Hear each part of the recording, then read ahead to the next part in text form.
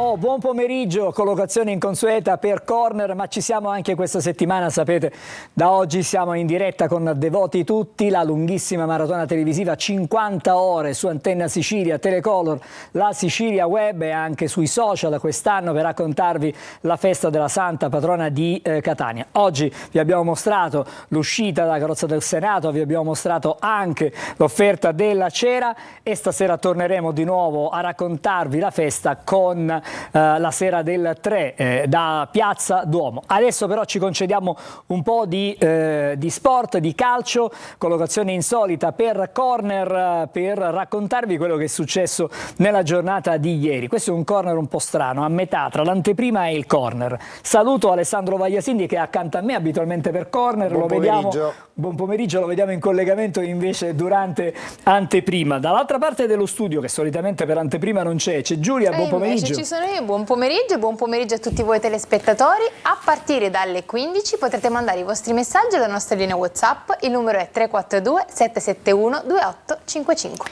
Vabbè, potete mandarli anche adesso, poi li vedremo comunque a partire dalle 15 i vostri messaggi. Allora Alessandro, rapidamente chiedo alla regia se abbiamo la possibilità di fare vedere i risultati e la classifica del girone meridionale, così facciamo la fotografia di quella che è della situazione della Serie C, chiaramente la fotografia di quello che è il campionato del Catania. Alessandro, in un minuto perché poi apriamo la parte di anteprima, in un minuto che cosa possiamo dire? Che per fare, diciamo, un buon campionato nei tornei professionistici occorre innanzitutto avere dei giocatori che da un punto di vista fisico siano sani e che possano offrire delle performance atletiche di un certo livello. In questo momento questi due fattori mancano clamorosamente al Catania. Perché? Perché la catena di infortuni è una catena infinita, se ne contano più di 30 in questa stagione e quindi riuscire a mettere in campo una formazione competitiva con questi presupposti è francamente impensabile. Bisogna indagare sulle cause di tutti questi infortuni e perché poi nell'emergenza sei costretto anche a fare delle scelte al limite, perché ieri abbiamo visto in campo due nuovi arrivati che erano con la squadra da pochi giorni, Frisenna e Dalmonte, che sono dovuti andare in campo proprio in virtù di questa emergenza, perché De Rose ha avuto la febbre all'ultimo momento, perché in attacco mancava Stoppa e così via. Quindi riuscire a pensare a un Catania competitivo sotto queste circostanze mi sembra un'impresa assolutamente proibitiva, fermo restando che poi quello che manca alla squadra è lecito pensare che lo possa dare in qualche misura anche l'allenatore, perché dove finiscono i problemi atletici iniziano quelli temperamentali. Mi riesce difficile immaginare che questa sia una squadra di Mimmo Toscano, un allenatore che ha sempre tenuto altissima la concentrazione, proprio l'aspetto mentale di ogni squadra che ha allenato, e che ieri invece sembrava qualcosa di assolutamente estraneo al tecnico calabrese. Alessandro, torneremo a parlare di Catania, non ci siamo liberati di Patanè, attenzione, fra poco lo vedrete, non ci sono problemi e quindi ci sarà ovviamente in seguito parleremo di calciomercato, perché oggi è l'ultimo giorno, alle 23:59 suona il gong e vi potremo dare degli aggiornamenti su quelle che sono le operazioni su cui sta lavorando il Catania in queste ore. Fra poco ci torneremo. Allora adesso in anteprima corner andiamo a sentire, facciamo finta che sia anteprima corner, adesso andiamo a sentire Palermo con Marco Gullà. Buon pomeriggio Marco. Buon pomeriggio a tutti. Allora, se la situazione è quella che è, a Catania non si va benissimo, ma a Palermo diciamo che... Non va benissimo assolutamente per quanto riguarda i risultati. Diciamo che il Palermo poteva fare di più. La sconfitta in casa con il Pisa a sua volta ha amplificato un po' i malanni di questa squadra, che è una squadra soprattutto poco concreta sotto porta, disordinata a centrocampo. È ingenua, ma è un eufemismo questo in difesa, perché è come se i due gol del Pisa se li fosse fatti direttamente il Palermo. Il primo sul calcio di rigore, assolutamente evitabile, il secondo invece è davvero una papera di Deplanche che ha permesso all'Inde di segnare il gol del 2-0. Poi la rete di Brunori insomma ha un po' ravvivato soprattutto i tifosi, meno la squadra che ha collezionato un'ultima palla gol con l'Eguaron. È uno Palermo che deve crescere. A proposito, per questo il DS Osti è al lavoro in queste ultime ore di calcio e mercato. Stiamo vedendo anche la classifica. Ovviamente il Palermo deve rimanere aggrappato a questo treno dei playoff, e per farlo sta cercando di alzare l'asticella, soprattutto alzare il livello di qualità. Il primo innesto è sicuramente l'innesto che farebbe comodo anche ad altre squadre di Serie A che magari in questo momento stanno lottando per la salvezza. Parlo di Joel Poyampalo. Il giocatore sta arrivando a Palermo, domani seguirà gli ordini, i dettami del suo nuovo allenatore Dionisi, quindi ci sarà il suo primo allenamento con la maglia del Palermo. Poi l'altro acquisto, che è comunque un acquisto anche di rilievo, è quello di Audero dal Como, portiere che ha trovato pochissimo spazio con la maglia dei Lombardi in virtù dell'errore di De Planch, della poca sicurezza di questo portiere, ma anche dell'instabilità tra i pali di Sirigu. Palermo ha deciso di prendere il quinto portiere della stagione, e Audero, che quindi verosimilmente sarà titolare nella prossima partita contro lo Spezia di domenica al Picco.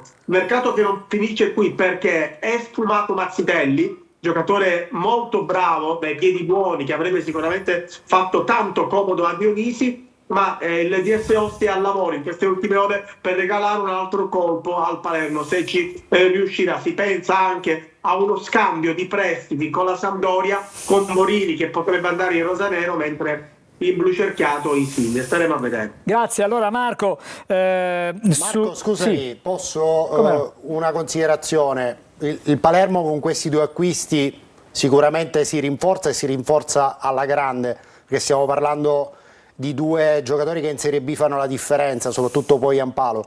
Però la sensazione, guardando all'esterno, è che questa è una squadra che ha una grande vulnerabilità difensiva.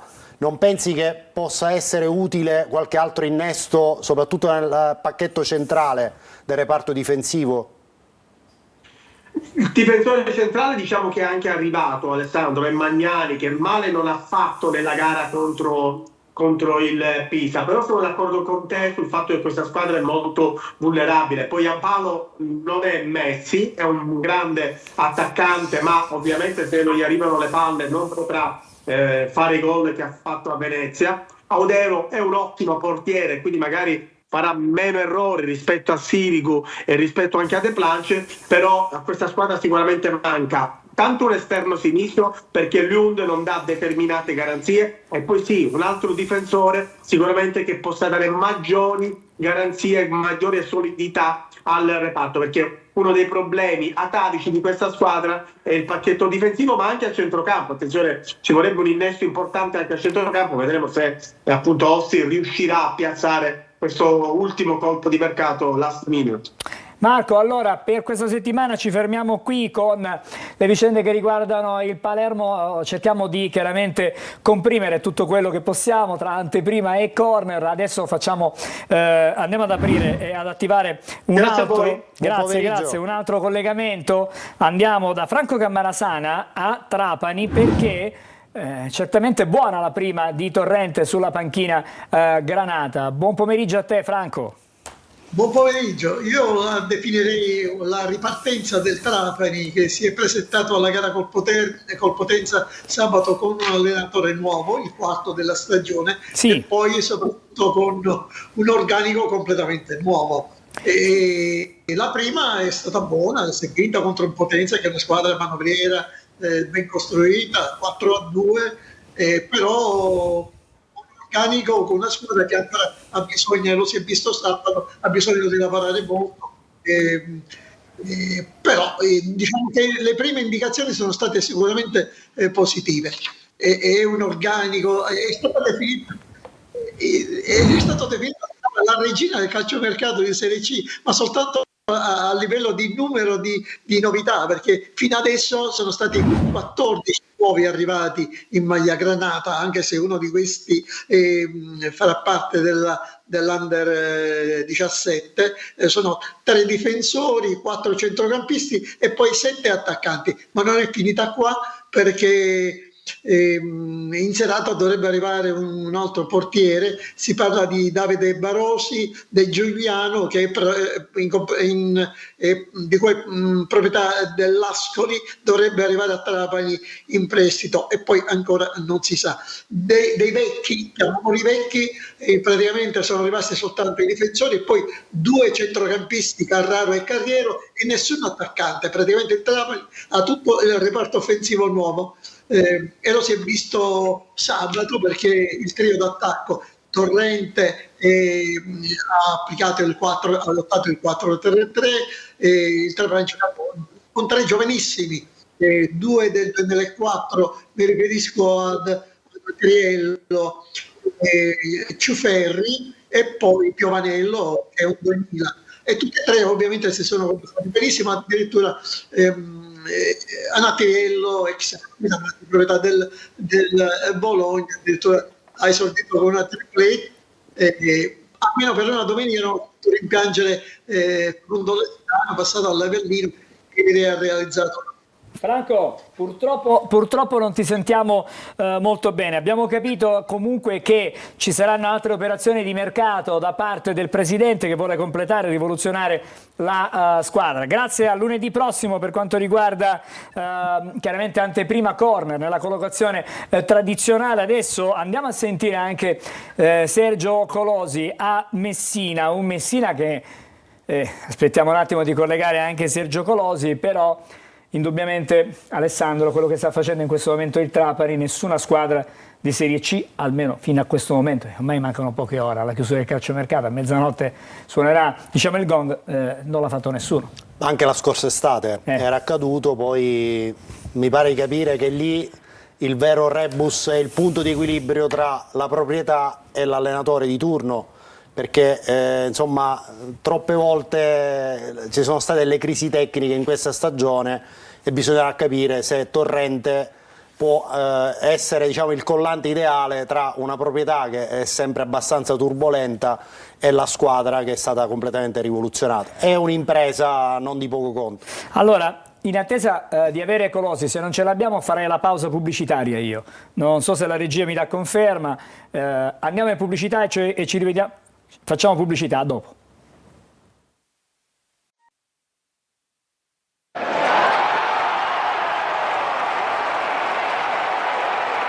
Abbiamo recuperato Sergio Colosi, ma prima di andare da Sergio Colosi vado da Giulia, perché siamo in debito della classifica, anzi dei risultati e della classifica. Vediamoli insieme. Vediamo insieme risultati e anche classifica. Cavese Altamura finita 1-1, Giuliano Foggia 2-1, Messina Latina 2-1, Trapani Potenza 4-2, Sorrento Crotone 2-1, Avellino Turris 3-1, Cerignola Catania 2-0, Picerno Juventus Nexegenne 1-1. E stasera Taranto Casertana e Benevento Monopoli. Neanche una vittoria in trasferta, Vediamo anche la classifica, con il Cerignola in testa con 48 punti, Monopoli 47, Avellino 46, Benevento 45, Potenza 42, Crotone 40, Trapani, Catania e Picerno 35 punti, Giuliano e Sorrento 34, Altamura 32, Juventus Nexegen 31, Cavese e Foggia 29, Latina 26 punti, Casertana 24, con 23 punti Messina, 6 Turris e meno 6 punti in fondo alla classifica abbiamo il Taranto. Allora, questa è la classifica, Alessandro. Sentiamo prima il nostro Sergio Colosi e poi apriremo, diciamo, le danze per quanto riguarda... Sottolineiamo che non c'è stata neanche una vittoria in trasferta, almeno nelle partite disputate finora. Allora, Sergio, finalmente... Buon pomeriggio. Sì, buon pomeriggio a Ciao te. Sergio. Dico, finalmente il Messina dà segni di ripresa. È stato fatto tanto, si dovrà fare ancora tanto, in queste poche ore non so quello che si riuscirà a fare, però indubbiamente forse questa scossa anche in panchina, non dico soltanto a livello societario, ma anche sulla panchina è servita? Sì, c'è stata una scossa di normalità, diciamo, perché comunque Banchieri ha riportato un po' di serenità all'interno di un gruppo profondamente rinnovato. Oggi il Messina si ritrova a 2 attaccanti veri in organico, che sono Esena e Costantino, che una serie di 3 di Carella, Vicaccio, c'è delle alternative. Si attende dal mancato difensore centrale di spessore, perché comunque il reparto arretrato anche contro la Latina ha dimostrato di soffrire, però poi c'è stato anima, cuore, carattere nella rimonta di sabato scorso, che si è concretizzata poi con i gol su rigore di Luciani e nella ripresa poi con quello di Garofalo al quarto centro stagionale. È una vittoria che dà una piccola speranza in chiave salvezza diretta, perché non è per nulla facile, anche perché molto dipende dal futuro di Taranto e Turris, formazioni contro le quali il Messina ha fatto 9 dei 12 punti disponibili, ma con la Turris ci deve addirittura ancora giocare, per cui è nettamente in vantaggio rispetto ad altre formazioni, Latina e Casertana nella fattispecie, che non hanno fatto bottino pieno, per cui si dovrà insomma un po' vedere quello che accade nel mercato di oggi, il futuro legato a Taranto e Turris, e poi vedere anche cosa accadrà sabato prossimo, quando il Messina giocherà un'altra delle sue finali di questo campionato. Insomma, in ritardo, ma ci si è mossi, si è dati verso, tra virgolette, nel tentativo di mantenere per l'ennesima volta, il quarto anno consecutivo, la categoria. Sergio, non possiamo non parlare di mercato con te, perché fra poche ore si chiude a mezzanotte. Che cosa si devono aspettare da quelle parti? Innanzitutto Krapikas rimane il portiere del Messina. Scadeva ieri sera la possibilità di Krapikas di accettare, ma si è messo d'accordo con il Messina e potrebbe esserci anche un prolungamento di contratto, che è stato invece ufficializzato stamani fino al 30 giugno 2027, riguarda il terzino destro Damiano Lia. Poi Re, un trequartista, torna all'Ascoli. Queste sono operazioni definite, però si attende il difensore centrale lato destro e un terzino sinistro. Queste dovrebbero essere le 2 operazioni in entrata. In uscita, se il Messina riesce a piazzare, ce ne sono parecchi, a partire da Andir e altri elementi, però non sarà certamente facile. Allora, molto bene Sergio, il prossimo impegno? Sabato prossimo alle 15 al Francoscoglio contro il Picerno degli ex Manetta, Franco e Salvo. Quindi diciamo che c'è veramente da stare poco sereni. Perché sì, infatti, perché è una squadra, e poi non ti dico le partite successive che sono ancora più complicate, Benevento e Avellino e poi tutto il resto. Allora, piano piano, una alla volta, così magari si può pensare di superare questi ostacoli. Molto bene, grazie anche a Sergio Colosi. Per noi grazie adesso a voi e buon pomeriggio a tutti. Grazie a te Sergio. Un'altra brevissima sosta, breve, e poi torniamo e apriamo ufficialmente quello che è, diciamo, Corner, una versione un pochettino, diciamo, compatta oggi, però ci occuperemo solo ed esclusivamente di Catania da qui alle 16.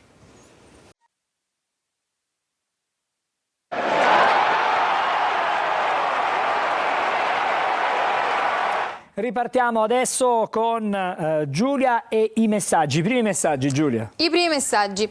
Buongiorno a tutti in studio. Penso che la negatività si sia abbattuta sul Catania. Cibalino, non Cibalino, troppi infortunati. Spero che da Monopoli facciamo 7 vittorie consecutive. Dai, Catania, ce la possiamo fare. Sera, 2 anni e mezzo di spreco di denaro in acquisti di giocatori poi mandati via. Avrebbero potuto sistemare parte di Torre del Grifo. Lo scrive Leopardi. Buonasera, mi spiegate perché Gherardi, tanto attivo all'inizio, non viene schierato in campo? Grazie, Silvio da Catania. Scelte tecniche. Scelte tecniche. Buonasera, il vero problema di questa squadra è dovuto al fatto che abbiamo giocatori non abituati a fare questo tipo di campionato in salita, quindi risalire alla cima sarà molto difficile. Poi, se l'arbitro non avesse espulso Frisenna, dato che il secondo giallo non c'era, il Catania non avrebbe perso la partita. Poi c'è una domanda per voi. Buon pomeriggio, ancora una volta delusione totale, neanche un tiro in porta. Un altro anno da dimenticare. Ci sono altri acquisti importanti? Forza Catania sempre, Gaetano da Mascalucia. Ci fermiamo un attimo, Giulia, qui Sì. ripartiamo perché apriamo la finestra dedicata al mercato. 10 minuti almeno li dedichiamo adesso a quelle che sono le operazioni che si potrebbero concludere sia in uscita che in entrata per il Catania, perché ormai c'è poco da aspettare. Mancano davvero poche ore, la dirigenza nella sua totalità, perché in questo momento stanno lavorando sulle trattative sia in entrata che in uscita, Grella, Faggiano e Pastore, conta nelle prossime ore di definire diverse operazioni. Se possiamo avere il conforto della grafica con la regia, possiamo vedere quelli che possono essere gli obiettivi di quest'ultimo giorno di mercato. Li vedete indicati sulla destra, la colonna di destra. Il Catania in attacco ha messo gli occhi su due profili. Il primo è Antonino Musso, classe 1999, in forza al Sorrento. Nell'ultimo turno di campionato ha realizzato una doppietta per il Sorrento che è valsa la vittoria della squadra oggi allenata da Giovanni Ferraro. E poi abbiamo un profilo più datato che è quello di Ernesto Torregrossa, classe 1992, attualmente in forza alla Salernitana. Sono i due obiettivi su cui concretamente il Catania sta lavorando nelle ultime ore, e in base anche a alcune trattative in uscita il Catania potrebbe addirittura acquistarli entrambi per avere a disposizione più alternative in attacco. Oltre a questi due attaccanti, il Catania potrebbe tornare su Iotti, un centrocampista della Provercelli, classe 1995, per caratteristiche fisiche somiglia molto a De Rose. È un giocatore su cui il Catania aveva già lavorato la scorsa estate e nelle ultime ore è tornato su questo profilo. C'è da vincere la resistenza della Provercelli, che magari lo potrebbe anche voler cedere adesso, ma vorrebbe detenerne la disponibilità fino a giugno. Quindi se la Provercelli si convincesse a cederlo ora a gennaio, il Catania potrebbe anche mettere una pedina in più nel reparto di centrocampo, che dopo le partenze di Verna e Carpani ha registrato solo l'ingresso di Giulio Frisenna. Quindi queste sono le tre operazioni che il Catania ha in programma di fare in entrata, o due o tre, perché ripeto, se c'è la possibilità, anche in considerazione del fatto che Montalto quasi certamente andrà via, ha ricevuto diverse richieste, oltre a quella del Pescara si è aggiunta quella del Lecco, e quindi se Montalto dovesse andare via il Catania potrebbe anche inserire altri due attaccanti in organico e quindi dare a Toscano quelle soluzioni che nelle ultime settimane sono clamorosamente mancate per via della partenza di D'Andrea, per l'infortunio di Stoppa e per l'indisponibilità, almeno per quanto riguarda ieri, appunto dello stesso Montalto. Per quanto riguarda invece le operazioni in uscita, vicinissimo il passaggio di Francesco Rapisarda a Latina, una trattativa che avevamo già così preannunziato nell'ultima puntata di Corner. Tecnicamente Rapisarda farà la risoluzione col Catania e poi firmerà il nuovo contratto con il Latina. Abbiamo appena detto di Montalto.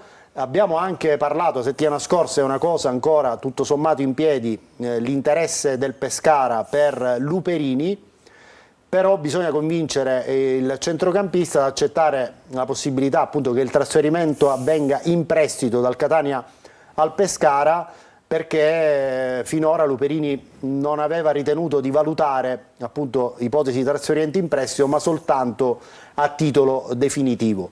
Diciamo che sono queste le operazioni più calde. Ricordiamo il mercato si chiude oggi alle 23:59, a Milano sono presenti Grella e Pastore. Faggiano, diciamo, da remoto sta dando ovviamente un contributo fattivo su queste operazioni. E l'altra cosa che volevo sottolineare a proposito dell'operazione di cui avevamo parlato lunedì scorso a Corner, cioè l'operazione col Picerno, che riguardava l'arrivo a Catania di Pagliai ed Allegretto e il trasferimento in prestito al Picerno di Maffei, perché si è disgregata, esatto, perché poi alla fine ha prodotto soltanto il passaggio al Catania di Allegretto, ma non anche quello di Pagliai e di Maffei al Picerno. Perché? Perché pur essendoci l'accordo economico su tutti i punti con il Picerno, era stata anche trovata la quadra sulla percentuale di rivendita della futura rivendita di Pagliai e di Allegretto. Il problema è sorto nel momento in cui Pagliai ha preteso, prima di firmare il contratto, la titolarità del ruolo in maglia rossa-azzurra. Chiaramente su questi presupposti il Catania ha risposto picche e quindi il fatto che è saltata l'operazione Pagliai ha anche fatto sì che Maffei anziché andare al Picerno, raggiungesse Tabiani a Trento, che lo aveva richiesto visto che lo aveva avuto a Catania la scorsa stagione. Quindi alla fine da questa operazione è arrivato a titolo definitivo Allegretto al Picerno, ma Pagliai è un'operazione che purtroppo è tramontata per quelle circostanze che abbiamo appena illustrato. Alessandro, indubbiamente il fatto che sia trascorso un mese e ancora il Catania non sia riuscito a... A proposito, Angelo, sì. non abbiamo parlato di Redan perché nelle ultimissime ore il giocatore dell'Avellino, che sarebbe arrivato in prestito a Catania e su cui il Catania effettivamente aveva avanzato dei passi nei giorni scorsi, fino a ieri sera per l'esattezza, potrebbe trasferirsi nella Serie B belga in prestito, nonostante la Triestina, che l'ho avuto l'anno scorso tra le sue fila, volesse appunto riportarlo alla sua corte, ma pare che l'Avellino abbia avallato la richiesta del giocatore, che è olandese di passaporto, di andare a giocare nella Serie B belga. No, la considerazione che facevo io, che ti volevo fare prima, è che Catania, il club, ha avuto quasi un mese, di fatto un mese di tempo per definire diverse operazioni. Quanto hanno pesato e se hanno pesato i contratti in essere, cioè giocatori, i giocatori che non fanno più parte del progetto, cioè tante risorse, tante energie sono state impiegate per risolvere questi contratti e alla fine probabilmente il Catania non riuscirà a fare il mercato che avrebbe voluto fare. Questa è una considerazione che viene... Ma questo è il peccato originale che abbiamo già più volte analizzato, risale al mercato di gennaio 24. È l'eredità di cattive scelte di quella sessione di mercato che a effetto domino si sono perpetuate quest'estate e adesso in questa sessione, perché è indubbio che il peso economico di quelle situazioni di giocatori, chiamiamoli in esubero, incideva circa 1 milione di euro. E seppur vero che è andato via Chirico, che tra quelli fuori rosa era quello con l'ingaggio più sostanzioso, però oggi diamo per assodato che anche Rapisarda andrà via, te ne restano altri e chiaramente 1 più 1 più 1 ha una sua incidenza non di poco conto in queste ultime ore di mercato. Questo ovviamente fa nascere, diciamo, una considerazione che è quella che tu dici, parlavi di peccato originale. È chiaro che se non dovessero essere risolte queste situazioni, questi, diciamo, contratti, il Catania se li ritroverà anche nel mercato prossimo estivo e ancora una volta ci saranno delle difficoltà a portare avanti quello che potrebbe essere un progetto diverso. Sicuramente ci vogliono degli investimenti più imponenti rispetto a quelli che la proprietà ha messo a disposizione in questa stagione agonistica 2024-2025, anche perché all'interno della stessa rosa del Catania attuale, non stiamo parlando dei fuori rosa, ci sono dei giocatori che oggettivamente non hanno risposto alle aspettative e che meriterebbero di essere ceduti in questa sessione di mercato, però è ovvio che c'è troppa carne al fuoco, già si è fatta, diciamo, una sorta di corsa contro il tempo per riuscire a eliminare il contratto di Chirico, adesso ripeto tra poco quello di Rapisarda, però insomma siamo troppo a ridosso ormai della scadenza del mercato e quindi ogni tipo di ragionamento sarà rinviato a giugno. Speriamo che a giugno magari si potranno fare diversi ragionamenti, diversi diciamo anche piani di programmazione. Intanto un'altra cosa che prima ho omesso di dire è che Castellini resta al Catania, non verrà ceduto, perché anche, diciamo, le proposte che il Catania aveva ricevuto da altre squadre, Cremonese in testa, riguardavano ipotesi di prestito con diritto di riscatto. Il Catania sarebbe entrato nell'ordine di idee di cedere Castellini solo a titolo definitivo, quindi questa precondizione manca e quindi Castellini resterà al Catania. Allora, fra poco torneremo a parlare invece di quella che è stata la partita di ieri. Se ci saranno aggiornamenti di mercato li faremo certamente. Certo. Intanto però vado da Giulia ancora una volta. Sì, perché noi ci fermiamo il tempo di un buon caffè e torniamo subito da voi. A tra poco.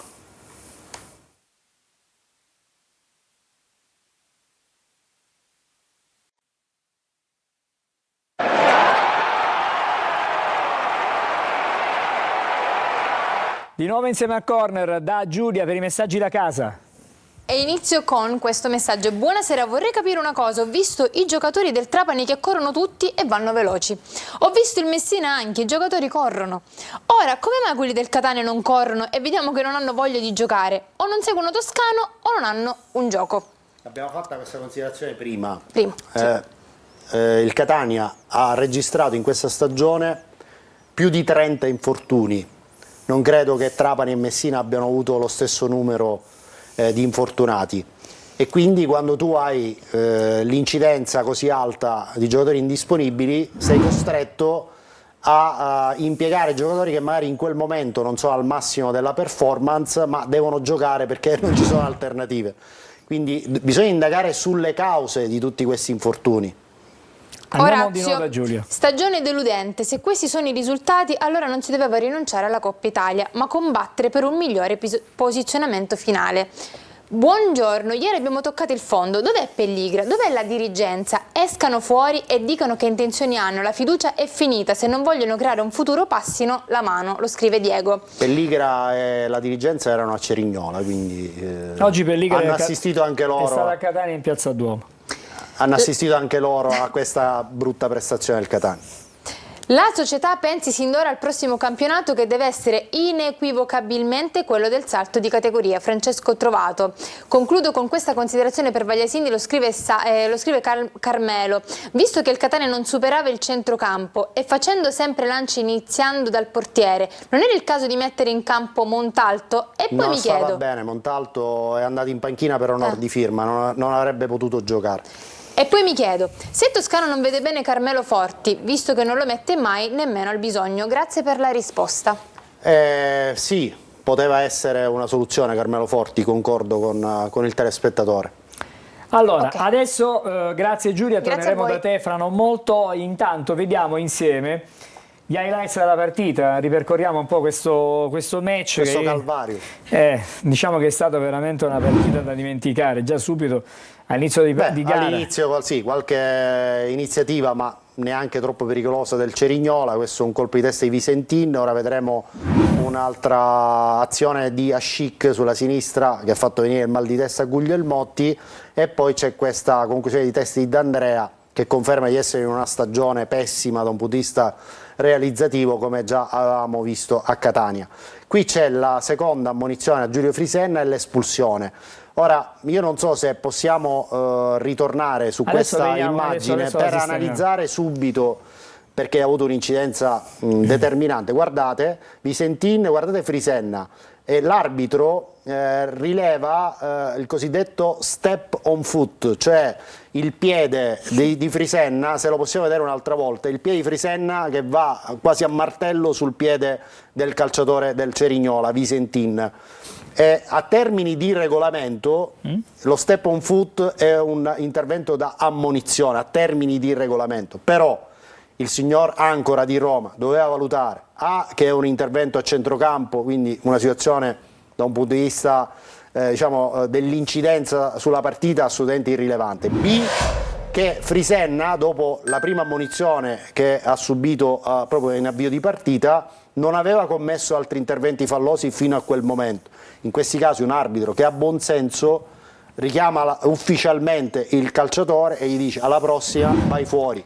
Questo intervento, per come si è sviluppato, a mio avviso era meritevole di un richiamo ufficiale e non di un cartellino giallo al 37esimo del primo tempo. Guardate il piede di Frisenna sul piede di Visentin. Questo, sì, ripeto, a termini di regolamento è cartellino, però esiste il buon senso e quindi il signor Ancora, a mio avviso, poteva evitare di estrarre il cartellino giallo. Sì, però dobbiamo dirla tutta: il signor Ancora della sezione di Roma, in occasione di Catania-Trapani al Massimino di campionato, eccolo qui il momento. Esattamente, questo è step on foot, questo è da giallo, da regolamento, però abbiamo fatto questa considerazione. Parlavo di Ancora per ricordarci che in Catania-Trapani di campionato, sì, sull'1-1 non ha sanzionato con il calcio di rigore un intervento di Anastasio su fall del Trapani all'interno dell'area di rigore, che a mio avviso invece poteva essere assolutamente sanzionato con il tiro dagli 11 metri. Quindi dobbiamo anche entrare nell'ordine di idee che sbagliano a volte a favore o a sfavore di una squadra e la partita successiva è il contrario. Pazienza. È quello che ha detto ieri poi alla fine anche l'allenatore del Catania, Toscano, in qualche modo ha sottolineato questa evidenza. Non sono d'accordo con Toscano sulla circostanza per cui Salvemini intorno al 10° del secondo tempo avrebbe meritato il secondo cartellino giallo per una trattenuta su Di Tacchio. Non mi è sembrato essere appunto meritevole del cartellino giallo, quindi non concordo su Toscano su questa valutazione. Qui c'è il gol del Cerignola, se possiamo riproporlo di nuovo. Vediamo il replay, sì, perché c'è un antefatto, Angelo. Questo calcio d'angolo nasce da una cattiva lettura di Guglielmotti, che su una verticalizzazione del Cerignola a sinistra evidenzia una deviazione di un giocatore del Catania e Guglielmotti ha la possibilità di mettere il pallone in fallo laterale, cioè è nella condizione agevole di mettere almeno il pallone in fallo laterale, invece lascia scorrere il pallone fuori ed è calcio d'angolo per il Cerignola. Poi sul calcio d'angolo sicuramente colpevole tutta la retaguardia del Catania, ma nello specifico Quaini, che non riesce a controllare Salvemini, che è l'autore della conclusione, che poi Dini intercetta ma già oltre la linea di porta, quindi la successiva correzione in rete di Paolucci è irrilevante perché era già gol, in quanto l'assistente aveva appunto già valutato pallone oltre la linea sulla conclusione di Salvemini. Però qui Quaini oggettivamente non marca adeguatamente Salvemini. Allora andiamo avanti, vediamo. Poi qui anche c'è il palo di D'Andrea per rimarcare quello che dicevamo prima. Non è il suo assolutamente momento, qua a porta vuota, praticamente sa solo lui come l'ha sbagliato. E poi il gran gol di Capomaggio, dove ci sono tante responsabilità. ci sono tante responsabilità, non siamo ancora al momento del gol di Capomaggio. Eccolo qui. E guardate, fa tutto quello che vuole, praticamente raccoglie il pallone fuori dall'area, nessuno va in pressione, in opposizione, lui prende la mira e conclude alle spalle di Dini. Ma è questo una un notazione a margine che il Catania ha ripetuto assolutamente più volte? Sì. Il problema più grave del Catania di questa fase dalla metà del gioco d'andata oggi riguarda la tenuta difensiva. È una squadra che non riesce più a garantire la giusta copertura al portiere e quindi gli errori purtroppo si susseguono di settimana in settimana con una preoccupante regolarità e con condizioni analoghe. Cioè, abbiamo visto altre situazioni come quella di ieri a Benevento, in casa col Giuliano, quindi è evidente che si tratta proprio di un problema non solo tecnico ma anche di concentrazione di questi pesa giocatori. Secondo me tantissimo. A proposito di Capomaggio, Angelo, che ieri credo sia stato per distacco il migliore in campo, è giusto dire che Capomaggio era stato già bloccato nel mese di giugno dal direttore sportivo Daniele Faggiano, ma è un'operazione che è saltata per il problema delle fideiussioni. Oltre Capomaggio al Catania interessava, aveva fatto più di un passo per Tascone, altro centrocampista titolare del Cerignola, ma anche Facundo Lescano era un altro giocatore che il Catania aveva già in mano e che poi ha visto sfumare per il problema delle fideiussioni. Quindi dobbiamo anche capire che quel cortocircuito quali effetti ha prodotto dalla scorsa estate poi allo sviluppo del campionato.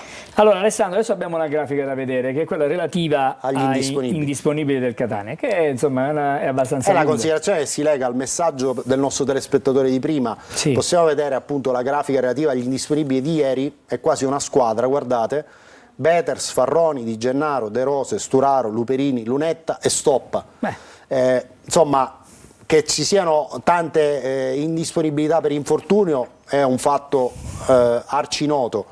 Bisogna assolutamente interrogarsi sui motivi di queste continue indisponibilità, perché se è vero che il Catania ha deciso di traslocare a Mister Bianco dal Cibalino, probabilmente è anche un riconoscimento della circostanza che il Cibalino, da un punto di vista proprio della condizione del manto erboso, non era assolutamente il luogo ideale per allenarsi, e quindi forse c'è stato, anzi senza forse, una errata valutazione a inizio stagione su quello che doveva essere insomma il campo d'allenamento che andava ad ospitare il Catania nel corso di questo campionato.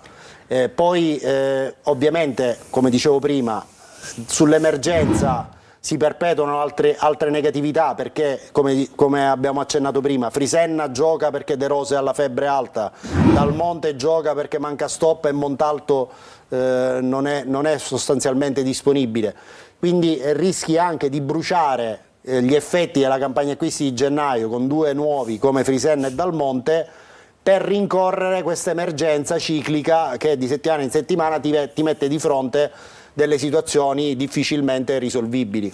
Alessandro, prima di affrontare altri temi, andare a vedere il calendario, andare a vedere anche le pagelle, perché le vedremo rapidamente le pagelle e poi evidenzieremo come effettivamente ieri Frisenna non abbia, diciamo, rappresentato quel quid in più, anzi probabilmente... Anzi, è stato un minus. È stato un minus. Lo possiamo vedere, dai, visto che ci siamo. Chiamiamo il flop del match, sì, che è, diciamo, una consueta grafica che facciamo vedere chiaramente durante nulla di personale nei confronti del ragazzo, che tra l'altro è di Catania, che gode anche della mia considerazione da un punto di vista calcistico, però indubbiamente non ha gestito bene, soprattutto quel fallo in avvio. Secondo me è un fallo che ti taglia le gambe, perché giocare dal secondo minuto di gioco col cartellino giallo addosso diventa veramente complicato. Possiamo vedere i dati di Frisenna e soprattutto sulla destra la statistica che diventa anche, diciamo, una curiosità. A Cerignola Frisenna ha subito la prima espulsione della sua carriera tra i professionisti, quindi ha scelto proprio la partita peggiore per sfatare questo tipo di statistica. Vediamo anche un paio di messaggi, appena un paio di messaggi. Buon pomeriggio a tutti voi. Ieri è stata una partita pessima e iellata, ma dobbiamo guardare avanti. Sono sicuro che il Catania va in Serie B. I giocatori che fanno la differenza ci sono. Maurizio da Niscemi. Se non si riesce a fare un tiro in porto in 90 minuti, dove si pensava di arrivare? Se questo è il gioco di Toscano, anche no. Fabrizio 79. Buon pomeriggio, sono felice di sentire che Fagiano sia al lavoro. Significa che sta pian piano tornando in salute? Sì. Sarebbe lui il vero colpo di gennaio, sì, lo scrive sta piano Andrea. piano tornando in salute, con tutte le difficoltà del caso. Poi, questo è un consiglio. Io stipulerei dei contratti con una clausola. Se non raggiungi l'obiettivo, decade il contratto. Semplice, semplice. Non penso che sia un contratto ammissibile. Non è possibile. Una domanda. Nell'attesa di Dal Monte stoppa, Clarence Corallo, visto molto bene ieri, potrebbe giocare titolare a Monopoli? Da Vincent. Se Toscano ha questo tipo di considerazione del ragazzo, che è un ragazzo molto promettente, perché no? Ma dobbiamo anche tener conto del fatto che quest'ultima fase della sessione di mercato di gennaio, come abbiamo detto prima, porterà in dote a Toscano sicuramente uno, se non due nuovi attaccanti, quindi a quel punto insomma, forse Toscano risolverebbe l'emergenza con il ricorso a questi nuovi acquisti. Poi Maurizio ci scrive: buongiorno, Di Tacchio è stato massacrato e l'arbitro non ha mai estratto il cartellino. Sono inferocito con la dirigenza per questo mercato inesistente. Saruzzo da Librino. Poi, buonasera a tutti, il vero problema è che la società non investe su elementi validi. Sempre Forza Catania, Michele da Milano. L'ultimo messaggio. Da tifosi siamo stanchi, ma non tanto per la posizione in classifica, tanto per l'atteggiamento in campo e la poca voglia di lottare su tutti i palloni. Credo che un quarto posto, ma con una mentalità diversa, il tifoso del Catania non ti abbandona al 75esimo. Dario, Curvo Nord. Grazie Giulia, Grazie adesso facciamo un'altra breve sosta, dopo torneremo per l'ultimo segmento di Corner di oggi.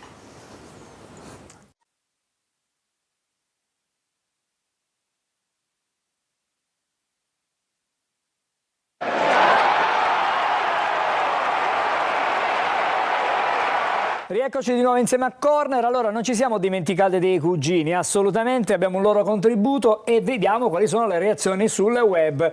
È una top 10, vediamola. Rubrica della Liscia Top 5 Liscia Catanese. Esatto, e cominciamo questa top 5 col sesto posto. Da questa carrellata di immagini dell'allenamento sulla pagina Catania FC. Ok, capiamo il perché Dal Monte si è infortunato dopo soli 37 minuti. Diciamo già qualche minuto di casa lo stava intuendo. Esatto, che già comunque è un guadagno rispetto agli infortuni passati. C'è Lorenzo Valastro che ci scrive Obrionno già a 15 trasite. Effettivamente già, diciamo che non è proprio Questa- una cosa molto, molto tranquilla. Questa gamba tesissima di uno, ma anche dal mondo ci va.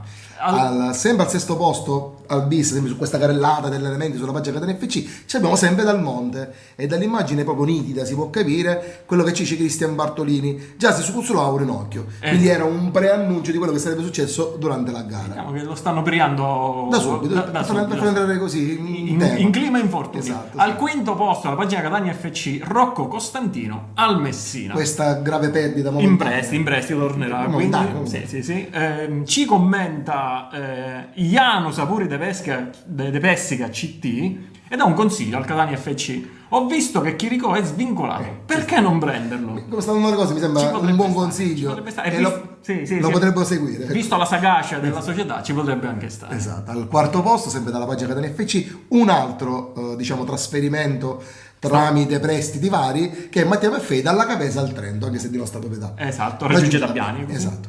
Enrico Ottavio Abate scrive: ci fa vedere più che altro un'immagine poetica. Esatto, perché ci Grella attrizza che riflette e valuta sul mercato. Eccolo lì, sullo scoglio che... Come si vede anche il mare, vedendo Grella, si è agitato. È piuttosto agitato, come dargli torto al mare. Chi non si agiterebbe? Il mare ha sempre ragione. Esatto. Al terzo posto, dalla pagina Catania FC, c'è la presentazione della 25esima giornata con la foto di squadra. Con la nebbia di Con la nebbia classica di Cerignola. Luca e Giuffrida dà un consiglio alla società: usate ChatGPT per gestire la società, otterrete più risultati. Secondo me la domanda, se tu quando avrai quella risposta, sarà quella più efficace dell'attuale diciamo, gestione. così almeno un'intelligenza anche se artificiale. Esatto. Ce l'abbiamo. Comunque c'è un'intelligenza. Sì, esatto. Al secondo posto, dalla pagina Catanista Redazione, diciamo l'intervista di Toscano, partita equilibrata, doppio errore dell'arbitro, ma soprattutto dobbiamo intervenire assolutamente sul mercato. sì. Questo dice oggi, anzi ieri. Ma dall'inizio Ma diciamo che ieri è stata l'intervista. Ok. A questo punto Benny Maugeri giustamente fa un'osservazione corretta. Il mercato. Su ci vai ai setti mascolini la maglia, i cattecchi soldi ma mangi buono. Su ci vai a menzionno i picchi a 5 euro, ma ci vorrà le arte. Ah vai a Toscano. è una giusta osservazione. Diciamo che questo detto popolare ci sta. No, diciamo che questa bella, diciamo, intuizione da parte di Benny Maugeri ci fa sul bene. mercato non fa una grinza. Esatto, è un po' una piega. Al primo posto, dalla pagina Catania FC, full time, Cerignola Catania 2-0, come ben sappiamo. Con questa bellissima immagine di Saimi. Sabino Cassese ci mostra Toscano e Grella domani, cioè oggi, durante le ultime ore di mercato. Ce le immaginiamo, esatto, ce le immaginiamo così. Ma che cazzo l'hai preso? Vabbè. E diciamo che finisce così. Questa liscia top 5. Salutiamo tutti i nostri assecutors. Allora, i cugini tornano con noi lunedì sera. Nel frattempo andiamo a vedere le pagelle con Giulia. Andiamo a vedere le pagelle del campetto, perché il migliore a quanto pare non c'è. Non c'è un migliore. Esattamente. Allenatore toscano voto 5, 5,5 per Dini, 4,5 anche per Quaini, 5,5 del Fabre, 5,5 per Castellini, Guglielmotti 4,5, Frisenna 4, Di Tacchio 5,5, Anastasio 5, 5 anche per Jimenez, Inglese voto 5,5, Dal Monte senza voto e Corallo che prende il suo posto 5,5. A proposito di Dal Monte, domani esami strumentali per capire l'entità dell'infortunio, sembrerebbe un problema all'adduttore, però domani ne sapremo di più. E allora Giulia, in attesa di vedere anche il calendario del Catania, il prossimo avversario, Sì. vediamolo Patanè. So che ce l'abbiamo Patanè, eccolo qui. Allora Patanè, 2 minuti perché sappiamo che la situazione è complicata, stiamo per finire la trasmissione Angelo, quindi è per diciamo, dare contezza ai nostri amici telespettatori che da Cerignola, dal nostro inviato, ancora non sei arrivato qui nel nostro studio. Allora, dai. Siamo appena arrivati, è stata un'odissea il ritorno a Cerignola e ovviamente tornare con il carico sul groppone di una sconfitta maturata come quella di ieri certamente è stato ancora più faticoso. Non è la fatica quella che però ci fa fare un passo indietro, quanto invece la considerazione che molte circostanze ancora a Catania non sono state risolte, intendo a livello di organizzazione e soprattutto a livello di quelle che possono essere un po' le direttive che una società, un tecnico, una squadra devono avere quando ormai abbiamo ampiamente girato la boa di questo campionato. Circostanza che abbiamo rilevato così a tatto è che Toscano continui ancora una volta a chiedere dei rinforzi alla società, come se dall'inizio di questo campionato sostanzialmente non fosse stato lui l'allenatore di questo gruppo, o soprattutto perché evidentemente non crede ancora negli uomini che ha. Il fatto che ieri abbia reiteratamente, l'ennesima volta, richiesto ancora questi rinforzi che ancora non arrivano, e non soltanto nel reparto più avanzato. Ho sentito prima Alessandro che parlava correttamente di arrivi che probabilmente saranno pronti soltanto da domani in poi, allo scadere del gong. Anche questo rappresenta un ritardo non indifferente in quella che può essere il non detto da toscano, perché dobbiamo imparare anche a leggere non soltanto le considerazioni che un allenatore, un tecnico, una dirigenza può dire, ma anche quelle che in termini pratici non vengono dette o che vengono lanciate come messaggio subliminale. Questa è la nostra personale percezione, così come una personale percezione. Alessandro, dimmi. Perdonami, avevamo fatto prima delle considerazioni di una stagione caratterizzata da una costante emergenza che ti porta poi a fare delle scelte rischiose che ti condizionano anche le partite. E il problema che mi sono posto è duplice, Angelo. Questa catena infinita di infortuni, e bisogna individuare le cause, è una condizione atletica che conseguentemente non può mai essere all'altezza delle altre squadre che il Catania affronta, come ieri il Cerignola. Diciamolo chiaramente, Alessandro, il Cerignola è una squadra più forte del Catania, è una squadra di calcio. Quello che il Catania oggi è un cantiere aperto con delle porte girevoli dove molti andranno via, molti sono andati via, molti dovranno probabilmente, molti o pochi dovranno ancora arrivare. Si apre un'altra considerazione, ma lo dico in termini assolutamente generali: i tempi di recupero di buona parte di questi giocatori che si sono infortunati, al netto delle circostanze del comprendere il perché. C'è stato detto che quasi tutte le squadre di calcio hanno nel corso di una stagione un numero X di infortunati. Qui il problema è che tutti gli infortuni sono quasi tutti derivati da situazioni muscolari. Siamo arrivati a più di 30 infortuni al Catania, esatto. Non credo che sia un numero usuale in una stagione.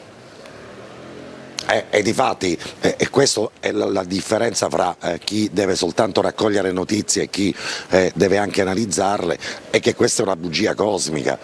Il numero di infortuni è particolarmente elevato, così come è particolarmente allarmante la circostanza che i giocatori che la società, il gruppo, lo staff tecnico e lo staff medico danno come recuperati sono giocatori che invece pronti via ricadono nello stesso problema, e anche questo è un aspetto da analizzare, al netto del fatto che ovviamente Toscano non ha potuto mai contare su quella che comunque poteva essere il suo impianto di squadra. Ieri per l'ennesima volta una panchina assolutamente risicata del Catania, alcuni di questi tra l'altro dico Montalto, fra tutti giocatori, così come ha detto Toscano, non arruolabili, e allora se Montalto non era arruolabile non doveva trovarsi in panchina. Stazionare nella panchina del Catania significa essere pronti ad una prestazione. Questo ovviamente al netto di quello che è stata poi la partita, in un certo qual senso ricca di pietas, quella latina, un po' e di pietà